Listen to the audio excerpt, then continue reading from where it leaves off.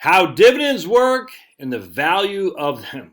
I've done this video a couple times, and I'll do it until YouTube bans me as a sharecropper off their property because it's so important. All right. So what we're going to do is we're going to go to, why does it keep doing that? We're going to go to political calculations, and this is the S&P 500 at your fingertips. So if you go to politicalcalculations.com, you'll see it's down here someplace, the S&P 500 at your fingertips, or it might be down here, right here, most popular post. It says it's dated 2006. It's not. It's just fantastic. It's literally one of the best pieces of information on the internet there is.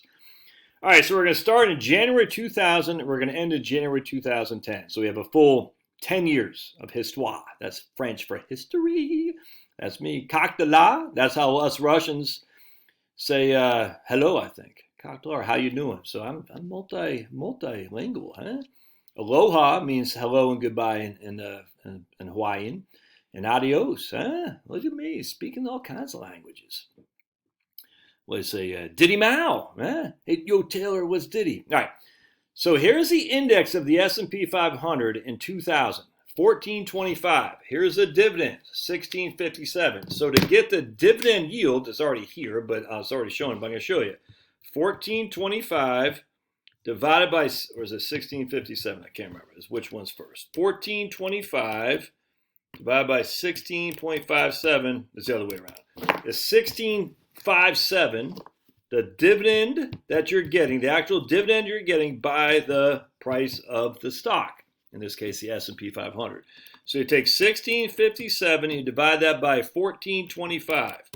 And that gives you literally 1.16% as a dividend yield, and that's exactly what's shown here. So you take the dividend, divide by the price. So dividend, not dividend yield, divide by the price equals dividend yield. All right, so dividend divided by price equals dividend yield.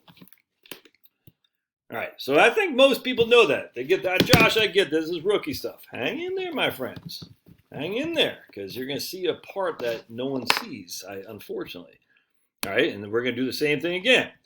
10 years later, the dividend is 22.24 divided by the price, because over the course of that time, the price went down. All right, so we take the dividend, 22.24 divided by 1124, and it's about 1.9 equals 1.98.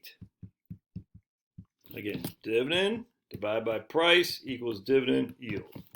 All right, so we got 1.98, and I can almost guarantee you it's going to say 1.98, and it does. All right, so everyone knows that.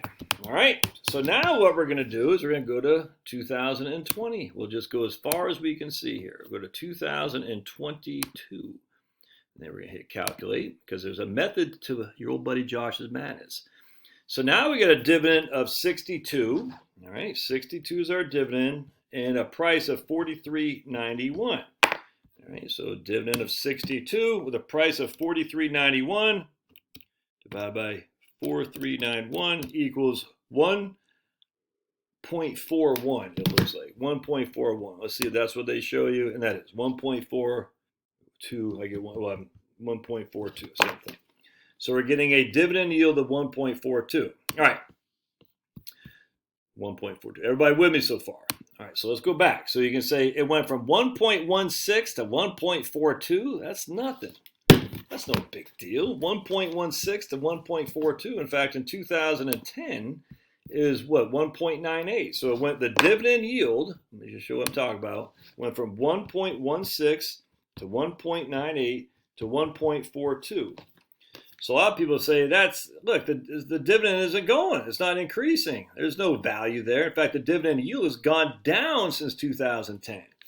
2000, 2010, 2022. Look at that. That sucks, dude. I'm not making any more money on my dividends than I was making when I first bought it. And that's, well, we're going to show you how wrong you are. All right, so check this out. We're going to say you bought $100,000 worth of the S&P 500, and we'll just use that as a price. You can't buy the index directly, but you can basically, we're going to assume that you can here, because you can buy it through the S&P 500 at the Vanguard Index Fund, at VFINX. So we're going to say $100,000 is what we're putting in, and each share costs $14.25. So we're going to put $100,000 in, and each share costs $14.25. And I already did that calculation, so I know we're going to get 70 shares. All right, we're going to get 70 shares. $100,000 divided by 14.25 equals 70 shares.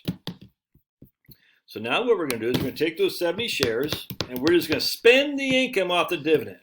So we got 70 shares times that dividend is $16.57. So we're going to say 70 times $16.57, and that gives us $1,160 of income. $1,160 of income. All right. Now we know what the dividend yield was because I just showed you, but let's do it in terms of dollars. We got $1,160 of dividend income divided by $100,000 of what we invested. All right, so that's our dividend income. That's our investment. That's a 1.1%. 1.16% dividend yield. In terms of actual, the only thing that matters is actual dollars. All right. Now we're going to take all that money, we're going to spend it. We're going to freaking buy lottery tickets because that's the new retirement plan for everybody, according to the mainstream media. We're buying lottery tickets. We're always going bankrupt.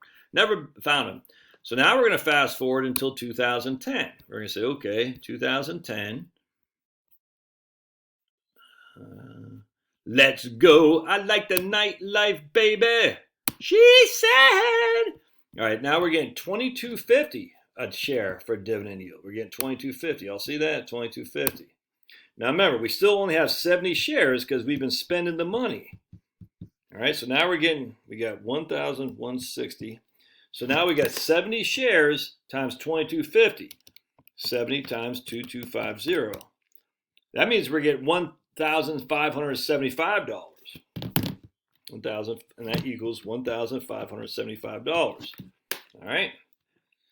But we still have $100,000 as our price. So for us, because we don't care what the dividend yield is later, we just care about what the dividend yield is relative to our initial purchase, which was $100,000. All right, so our initial purchase here is still $100,000. We got $1,575 divided by 100,000. So now we got a dividend yield of 1.75 or 1.57. That's our dividend yield, which is interesting because the actual dividend yield of the S&P 500 at that time was 1.98. And the reason for that is because the share price went down from 1,425 to 1,171. So the share price fell by 250 points even while our dividends were going up. Hope that makes sense. So the yield on the S&P 500 is 1.92, but our personal yield, which is all that matters because we bought it over here, is only 1.57, 1,750. Hope that makes sense. But check this out. This is where it gets fun. Now we're going to go to, people say, I hate your singing and your voices. Yeah, don't care. Here's a dime. Call someone who cares. All right, so now we got 70 shares, and we're getting $62.35 a share for as a dividend. Not a dividend yield, as a dividend. $62.35. 62.35 times 70. Oh no. Now we're getting $4,364. That's what we're getting right there. $4,364 annually, by the way. So how much did we put into the S&P 500? Ooh, we put $100,000 in. So now we got $100,000. We got, I'm sorry, I keep doing the denominator and the numerator wrong. I always forget which is which. 4,364 divided by $100,000. What's our dividend yield, amigos? 4.36. So in actual dividends, we started with 1.16. We went to 1.57, and now we're at 4.36. Isn't that interesting? Now, what's the dividend yield on the S&P 500? Oh my goodness, it's only 1.42. Not for us, because all that matters is what we bought it at. So let me show you what I'm talking about. 4.36. We went to $100,000. That's what we bought it.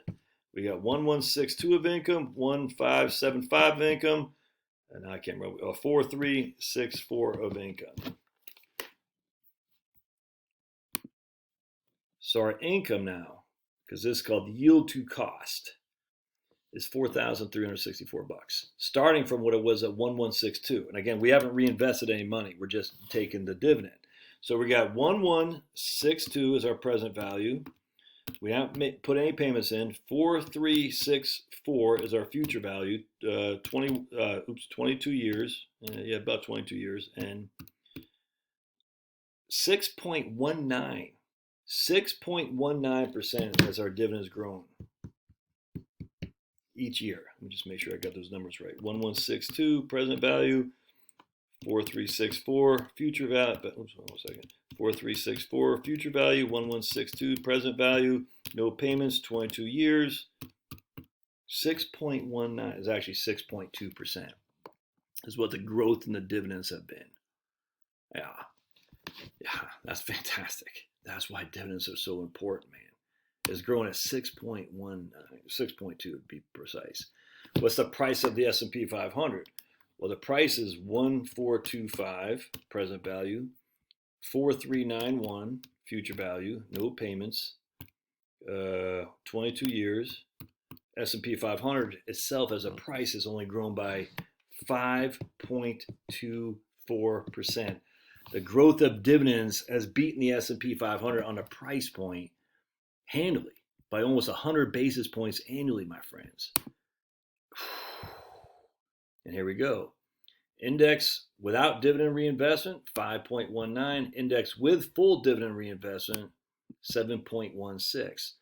So if you reinvest the dividends, you're freaking stomping it. But even if you didn't, you still got 5% a year, and you took all that cash, which is growing at 6% a year. Crazy. Inflation 2.46. Index rate of return without, no, that's inflation. But they don't say the index return, what was I going to say? So we got, that's what I'm saying. So basically you can see right here, I had 5.24, they got 5.19. So we're spitting distance as index rate of return without dividends.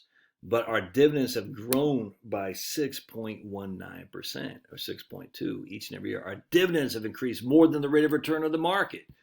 Now, the reason why if you reinvested dividends, you're not getting 5.19 plus a 6.19% dividend return is because the dividends are only a small proportion of the entirety of the S&P 500. You have $100,000 invested, and at the end of the 20 years, you're only getting $4,300. So it's less. It's not proportional. But just think about it, my friends. If you had think about it. The dividends typically represent 40% of your total return. So 5.19 divided by 7.16 is, that's, I'm not sure how to do this actually. What's that? 7.16 minus 5.19 equals that. Divide that by 7.16. Yeah, dividends in this case have represented 30% of the rate of return over the last 22 years. 30%. The reason being because we got 30% more growth in our total portfolio by reinvesting the dividends, if that makes sense. That's crazy.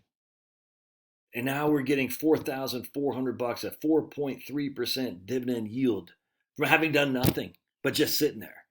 The same thing's applicable to real estate. And I'm going to try to do a video on that here in just a second, but I hope this helps. Love to hear your thoughts. The power of dividends is so beautiful. So beautiful. It makes my heart melt. My heart's aflutter. It makes me think of my beautiful wife. How beautiful are you, dividends? All right, we'll see you.